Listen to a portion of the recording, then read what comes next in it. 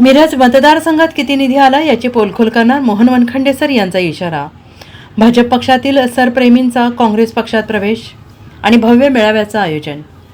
मिरज विधानसभा क्षेत्राचे आमदार तथा सांगली जिल्ह्याचे पालकमंत्री सुरेशभाऊ खाडे यांचे एकेकाळचे स्वीय सहाय्यक आणि भारतीय जनता पार्टी अनुसूचित जाती मोर्चाचे विद्यमान प्रदेश सरचिटणीस मोहन वनखंडे सर यांनी अखेर भारतीय जनता पार्टीला रामराम ठोकला असून त्यांनी काँग्रेस पक्षात जाहीर प्रवेश केला आहे. काँग्रेस पक्षाचे राज्याचे प्रदेशाध्यक्ष नाना पटोले यांच्यासह सांगली जिल्ह्याचे तसेच केंद्रातील पदाधिकारी या प्रवेश सोहळ्यात उपस्थित होते. काँग्रेस पक्षात प्रवेश केल्यानंतर त्यांच्यासोबत असलेले भाजपचे युवा मोर्चाचे जिल्हाध्यक्ष दिगंबर जाधव यांनी सुद्धा पक्षाला रामराम ठोकला. आज मिरजेत आल्यानंतर दिगंबर जाधव तसेच कार्यकर्त्यांनी फटाक्यांची आतिषबाजी करून जल्लोष साजरा केला.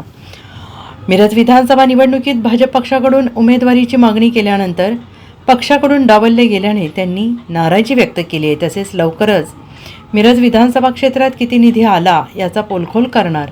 12 ऑक्टोबर रोजी भाजपमधील वानखंडे सरप्रेमींचा काँग्रेस पक्षात प्रवेश तसेच भव्य मेळाव्याचं आयोजन करण्यात येणार असल्याचा इशारा मोहन वनखंडे सर यांनी दिला आहे. खरं तर 2 महिन्यापूर्वीच मी आपली पत्रकार परिषद घेऊन भूमिका मांडली होती की मी भारतीय जनता पार्टीचा कार्यकर्ता म्हणून जवळजवळ 15 वर्ष मिरज शहरामधून सक्रिय कार्यकर्ता म्हणून काम करतो आहे आणि मी पक्षाकडं माझी भूमिका मांडली होती. आणि जशी ज्या दिवशी मी भूमिका मांडली की मी इच्छुक आहे आणि मी लढवणार आहे, मागणी केल्यानंतर इथल्या पक्षामध्ये काम करणारे जिल्ह्याचे पालकमंत्री यांना ती बहुतेक मागणी रुचली नाही. ज्या दिवशी मी मागणी केली त्या दिवसापासून जवळजवळ पक्षातून त्यांनी बाजूला करण्याचा प्रयत्न केला आणि ते जाणवायला लागलं. प्रत्येक वेळेला मी पक्षश्रेष्ठीकडे त्याची जाणीव ती गोष्ट कानावर घातली, परंतु पक्षश्रेष्ठींच्याकडूनही त्या बाबतीत कोणती सुधारणा झाली नाही.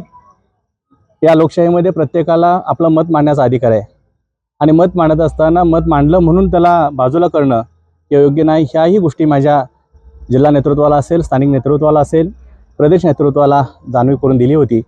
परंतु या एकाधिकारशाहीला कंटाळून, हुकुमशाहीला कंटाळून मी आजच भारतीय जनता पार्टीचा महाराष्ट्र प्रदेश SC मोर्चाचा सरचिटणीस पदाचा राजीनामा आणि प्राथमिक सदस्यत्वाचा राजीनामा माननीय प्रदेशाध्यक्ष चंद्रशेखरजी बावनकुळे साहेब यांच्याकडे मेलद्वारे, व्हॉट्सअपद्वारे आणि रजिस्टर ADने पाठवलेला आहे. हे करत असतानाच ठरवलं होतं की 15-20 वर्ष आपण या मिरज मतदारसंघामध्ये जनतेची, कार्यकर्त्यांची सेवा करतो आहे, तर पर्याय म्हणून उभा राहणं गरजेचं आहे. नाराजी आणि निधी आला, तो निधी कुठं आला आणि किती केला याची पत्रकार म्हणून आपल्याला सर्वांना जाणीव आहे. मिरज मतदारसंघामध्ये किती कुठेच निधी आला आणि त्या निधीचं काय झालं याच्यावरची नक्कीच पोलखोल पुढच्या कालावधी मी नक्की करेन मी. परंतु मी ठरवलं की जनमानसाच्या माझ्यासारख्या 15-20 वर्ष काम करणाऱ्या कार्यकर्त्याला जर अशी आपत्तीची अडचण येत असेल तर सर्वसामान्य कार्यकर्त्याची अवस्था काय? त्या सर्वसामान्य कार्यकर्त्याचा जो आक्रोश आहे, मनाची धुसमस आहे, ती बाहेर पडण्यासाठी मी त्याला तोंड फोडले. तुम्हाला लक्षात येईल दसऱ्याच्या दरम्यान मी भारतीय जनता पार्टीमध्ये जे कार्यकर्ते माझ्याबरोबर होते, काम केलेले होते, जे नाराज आहेत, मनामधून त्यांच्या मनावर धुसफूस आहे, ती नक्कीच दसऱ्याच्या नंतर ती बाहेर पडेल. आणि नक्की मी सांगेन की 15 ते 20 हजार कार्यकर्त्यांचा मेळावा, जे माझ्यावर काम करतो यांच्या कार्यकर्त्यांचा मेळावा मी घेऊन मी माझी पुढची दिशा आपल्यासमोर स्पष्ट करेन. खरं तर या विषयावर बोलण्यापूर्वी मी एक सांगेन की हा पर्याय आपण निवडत असताना काँग्रेसचे जे आमचे प्रदेशाध्यक्ष नानाजी पटोले असतील, ज्येष्ठ नेते बाळासाहेब थोरात असतील, विरोधी पक्षनेते विजयजी वडेट्टीवार आहेत आणि आपल्या सांगली जिल्ह्याचे काँग्रेसचे नेते विश्वजित कदम साहेब, त्याचबरोबर खासदार विशालदादा पाटील, जयश्रीताई पाटील बहिणी, शहर जिल्ह्याचे अध्यक्ष पृथ्वीराज बाबा पाटील आहेत, त्याचबरोबर ग्रामीणचे विक्रमदादा सावंत आमदार आणि या जे इथं पक्षामध्ये काम करणारे हे जे नेते मंडळी आहेत, जितेश भैया कदम वगैरे, यांच्याशी संपर्क साधून मी जेव्हा निवडणूक लढवायची तयारी केली आणि त्यांच्या चर्चा केल्यानंतर मला काँग्रेसमध्ये प्रवेश त्यांनी दिला. खरं त्यांचं मनापासून मी पहिल्यांदा आभार मानतो आहे.